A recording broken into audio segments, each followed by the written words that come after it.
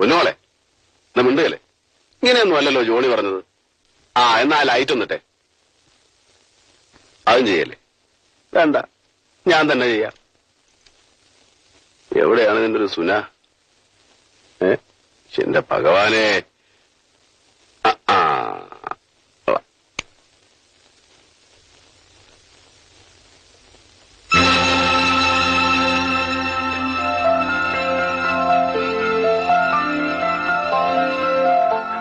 കുഞ്ഞെ എന്തു പറ്റിയിരിക്കുന്നു? കുഞ്ഞെങ്ങനെ ഇവിടെ വന്നു? അവൻ വല്ല ചതിയും കാണിച്ചോ കുഞ്ഞെ? ആ തെണ്ടിയെ ഞാനൊന്ന് കൊല്ലും. എവിടെ പോകുന്നു? ആ ജോണി ജോണി എന്നോട് ഒരു ചതിയും ചെയ്തിട്ടില്ല. ഉപകാരമേ ചെയ്തിട്ടുള്ളൂ. എനിക്ക് വേണ്ടി ഇനി ഒരു കൊലപാതകം ഉണ്ടാവുന്നുണ്ട്. പ്രയോജനമില്ല. പഴയ ഗീത എന്നേ മരിച്ചു.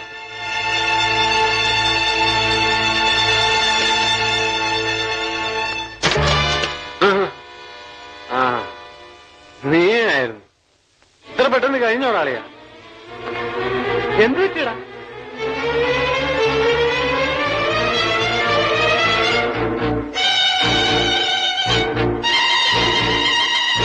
എന്തു പറ്റിയടാ?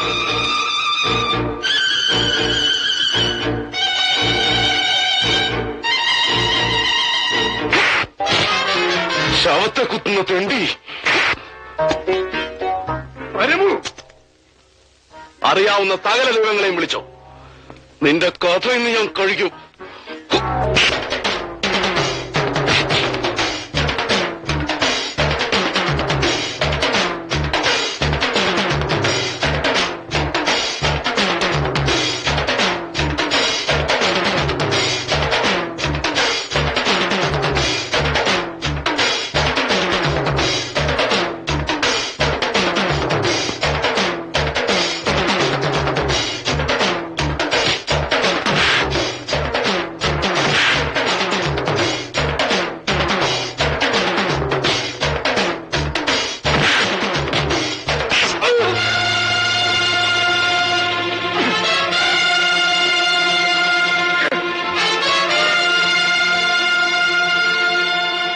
എന്തടാ മടിച്ചു വെക്കുന്നത്?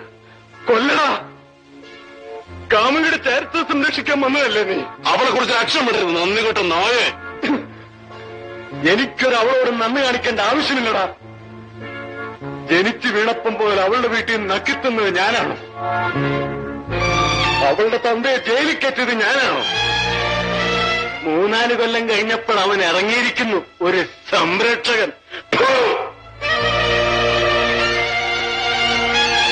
നിൽക്കണോ? ഭ്രാന്താശുപത്രി കിടക്കുന്ന അവളുടെ തള്ളയ്ക്ക് ചെലവിന് കൊടുക്കുന്നത് ഞാനാ, നിന്റെ തന്തയല്ല. വീടും പറമ്പും ജപ്തി ചെയ്ത് തെരുവിലിറക്കിയ അവക്ക് ഒരു ജോലിയും കയറിക്കിടക്കാൻ ഒരു ഇടവും കൊടുത്തത് ആരാണെന്ന് ചോദിക്ക്.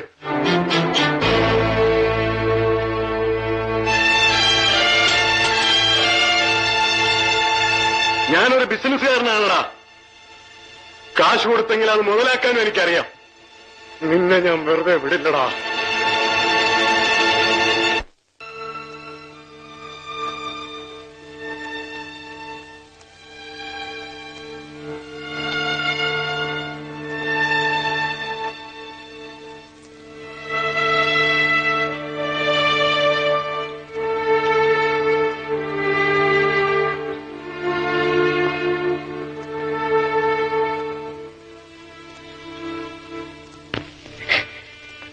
മാപ്പ് ചോദിക്കാനുള്ള യോഗ്യത പോലും എനിക്കില്ലെന്നറിയാം. എന്നാലും ഞാൻ ചോദിക്കാം. ഗീതക്കുഞ്ഞ് എന്നോട് ക്ഷമിക്കണം.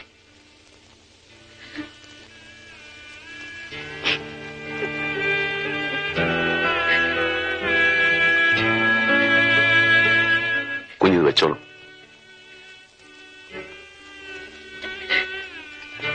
പഴയ പരമു തന്നാ കുഞ്ഞ് വാങ്ങുമെന്ന് എനിക്കറിയാം. ഈ കയ്യിൽ നിന്ന് ഞാൻ ഒത്തിരി വാങ്ങിച്ചിട്ടുള്ളല്ലേ.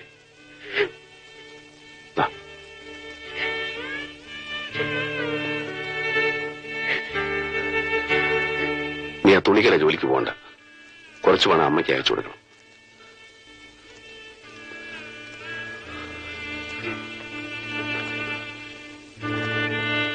അവന്റെ വീട്ടിൽ കുഞ്ഞ് താമസിക്കണ്ട. ഞാൻ കുഞ്ഞിനെ ഏതെങ്കിലും ഹോസ്റ്റലിൽ കൊണ്ടുവന്നാക്കാം.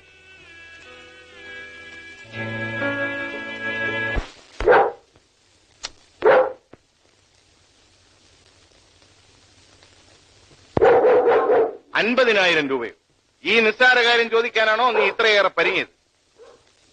ആട്ടെ, നിനക്കെന്തിനാ പണം? നാട്ടിലിത്തിരി സ്ഥലമുള്ളത് പണയത്തില. പലിശ കൂടി അതിൽ ഏലത്തിൽ പോകാൻ 1 കോടിയും കൊണ്ടല്ലേ നീ പോയത്? അതിൽ നിന്ന് എടുക്കാമായിരുന്നില്ലേ? അത്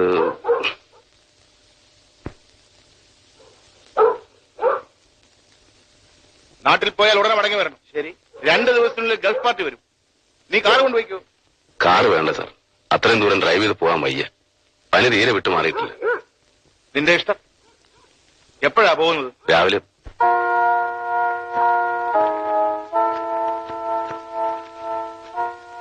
എന്തിനാ ഇപ്പൊ നാട്ടിൽ പോകുന്നത്?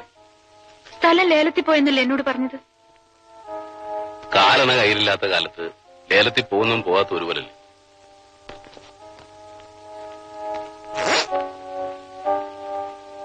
പോയിട്ട് വരട്ടെ.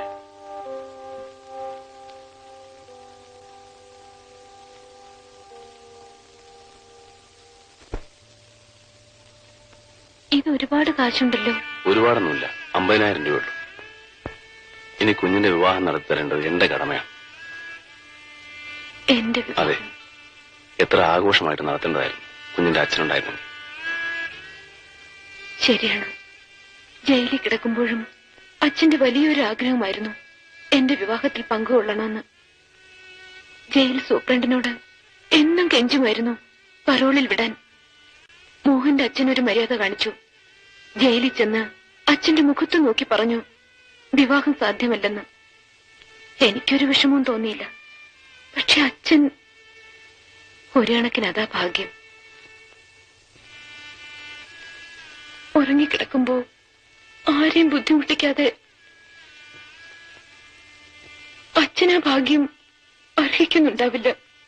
ഓ, അമ്മയോ? ഭ്രാന്താശുപത്രിക്കുള്ളിൽ ഇങ്ങനെയുള്ള വികാരങ്ങളൊന്നും കടന്നു ചെല്ലാറില്ലല്ലോ. അച്ഛൻ മരിച്ചതറിഞ്ഞിട്ടും അമ്മ ഒന്നും പറഞ്ഞില്ല. ജോലി കളഞ്ഞു. ഇനി അല്പം സോഷ്യൽ സർവീസ് ആകാമെന്ന് വെച്ചു അല്ലേ?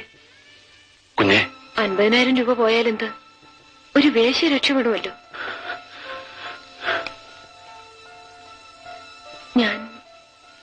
ഞാനൊന്നും മനസ്സിൽ വെച്ച് പറഞ്ഞതല്ല. ഈ പണം കൊണ്ട് ചിലപ്പോ ഒരു ചെറുപ്പക്കാരന് വാങ്ങാൻ കഴിഞ്ഞേക്കും. ഇത്രയും കാശ് കൊടുക്കുന്നതല്ലേ. സെക്കൻഡ് ഹാൻഡ് ആണെന്ന് അറിഞ്ഞാലും വാങ്ങാൻ ആള് കാണും. അതിലും ഭേദമില്ലേ പരമച്ചേട്ടാ ജോണി? സമയം ഒരുപാട് വൈകി. ഞാൻ പോട്ടെ. ഇനി എന്നെ കാണാൻ വരരുത്. കുഞ്ഞെ,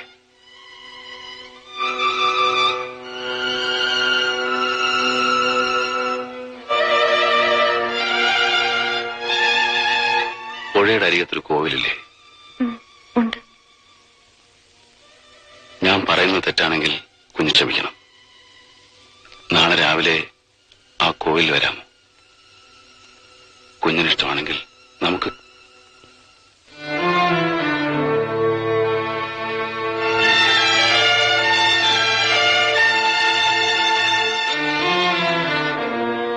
കുഞ്ഞിനിഷ്ടമാണെങ്കിൽ മാത്രം.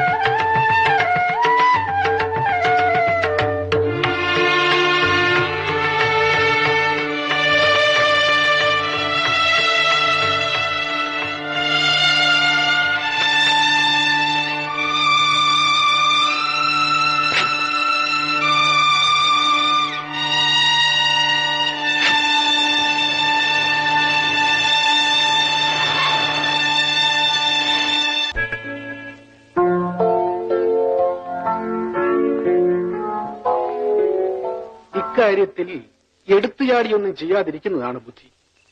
അവന്റെ 1 കോടിയാണ് നിന്റെ കയ്യിലുള്ളത്. അത് ചോദിക്കാൻ അവൻ വന്നേ പറ്റൂ. വരുമ്പോഴോ പണം കൊടുത്തു വിടണം? കൊടുത്തുവിടണം, പക്ഷെ പണവുമായി എസ്റ്റേറ്റിൽ അവൻ എത്താൻ പാടില്ല. ഓ എന്ന് മഹർഷി സാറിനോട് ഞാനൊന്നും ഒളിച്ചു വെക്കുന്നില്ല.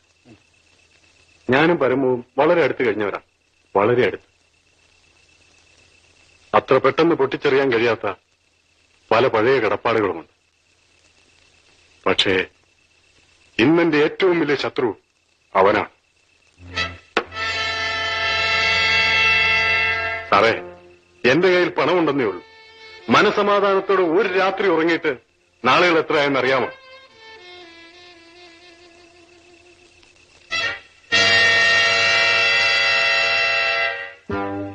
അവൻ മരിക്കണം, അല്ലെങ്കിൽ അതെന്റെ നാശമായിരിക്കും. തനിക്കറിയാമോ, ആ മൈക്ക് ഫോഴ്സൺ എന്റെ സുഹൃത്താണ്. ആ സായിപ്പ് സാറിന്റെ? ഓ ഗോഡ്, എങ്കിൽ സംഗതികളെല്ലാം എളുപ്പമായി.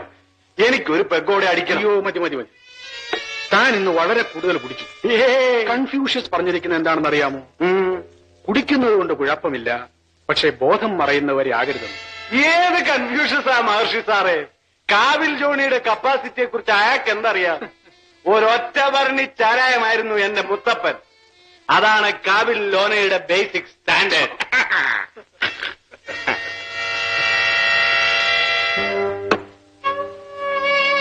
സാറ് പറഞ്ഞത് നേരാ, കുറെ കൂടുതൽ കുടിച്ചു. ഇവൻ മദ്യമാണെന്ന് വിചാരിച്ചാൽ ഇനി ഇറങ്ങത്തില്ല.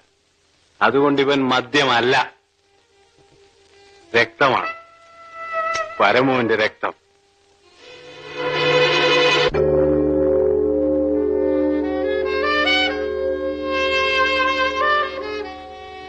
നിന്നോട് അവൻ ഒന്നും പറഞ്ഞില്ലേ? ഇവിടെ പറഞ്ഞതൊക്കെ തന്നെയാ എന്നോടും പറഞ്ഞത്. കുറച്ചു നാളായി ഞാൻ എന്തു ചോദിച്ചാലും എന്നോട് ദേഷ്യപ്പെടുമായിരുന്നു.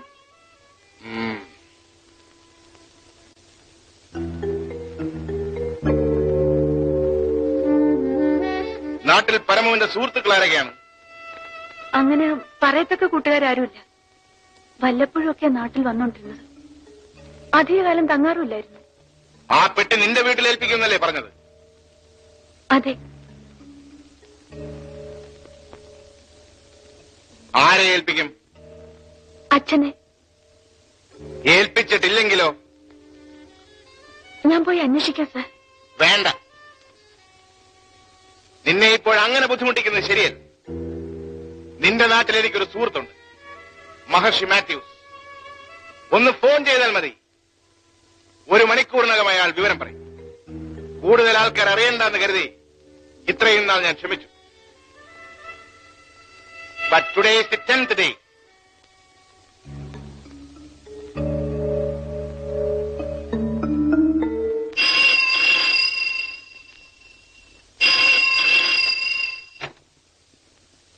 ഹലോ, അതെ, ആരാ സംസാരിക്കുന്നത്? 1 സെക്കൻഡ്, വിളിക്കാം. സാറേ, സാഹിബ്.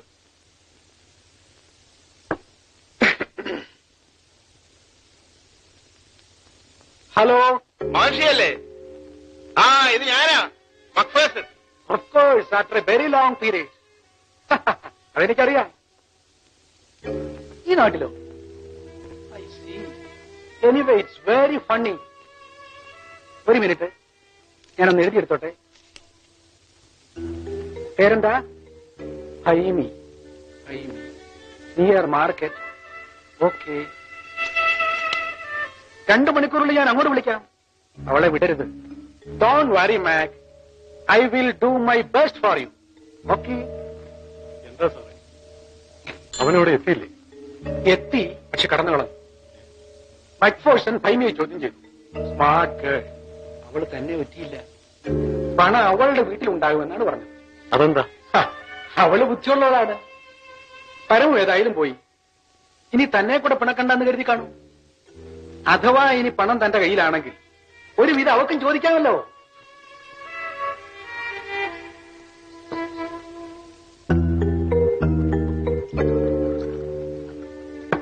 അവൻ ഗീതയും കൊണ്ട് കടന്നു കാണും.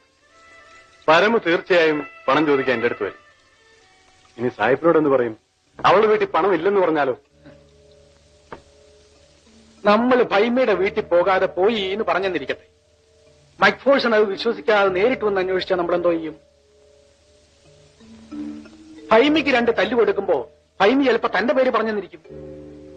അയാൾ തീർച്ചയായും നമ്മളെ സംശയിക്കും. ഈ അവസരത്തിൽ അയാൾ കൂടെ ശത്രുവാകുന്നത് നല്ലതല്ല. പിന്നെ എന്ത് ചെയ്യും? അവളുടെ അച്ഛനെ വിളിച്ചേർത്തി ചോദിക്കാം, ഇവിടെ പരമു ഒരു പെട്ടി കൊണ്ടുവന്നിരുന്നോന്ന്. ഭാഗ്യത്തിന് പരമു വന്നത് താനും ഞാനും ഗീതയും അല്ലാതെ ഒരു കുഞ്ഞു നാട്ടിൽ അറിഞ്ഞിട്ടില്ല. അത് കൊള്ളാം. എന്നാ നമുക്ക് ഇറങ്ങാൻ സാറേ, നേരം കളയണ്ട. സാഹിബ് നമ്മുടെ ഫോണിന് വേണ്ടി കാത്തിരിക്കുന്നുണ്ട്.